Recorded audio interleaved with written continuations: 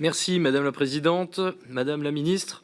Pour bâtir une défense européenne respectueuse de la souveraineté des États, nous ne pouvons faire l'économie d'un renforcement des points d'appui de l'influence française au sein même des institutions européennes. Malheureusement, les débats au Parlement européen autour du programme européen de l'industrie de défense, EDIP, ont démontré que la France était une fois de plus très isolée dans le concert des États membres. Alors que pour la première fois de son histoire, la France est représentée dans tous les groupes politiques du Parlement européen, tous les groupes politiques, votre ministère n'a pas cherché à constituer une équipe de France, ni défini la stratégie pour défendre les intérêts français sur le projet EDIP. Ce règlement qui introduit les prémices d'une préférence européenne dans l'achat de matériel militaire pose aussi de nombreuses questions sur les projets européens de défense, ainsi que sur les contributions financières des États membres attendues. Sur toutes ces questions, les députés français du Parlement européen ont navigué à vue sans jamais être sollicités ni associés par votre ministère pour définir une stratégie nationale.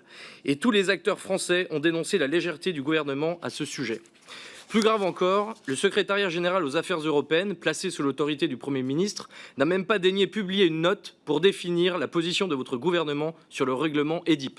Personne ne sait si vous approuvez ou non le texte adopté par le Parlement européen jeudi dernier, et nous regrettons fortement l'absence du ministre de la Défense ce soir sur un sujet si fondamental pour notre industrie de défense.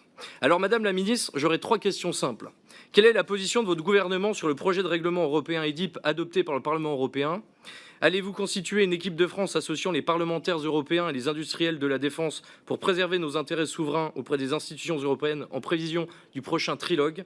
Et comment allez-vous convaincre nos partenaires polonais, italiens et allemands à l'idée de construire une véritable préférence européenne pour l'achat de matériel militaire? Je vous remercie.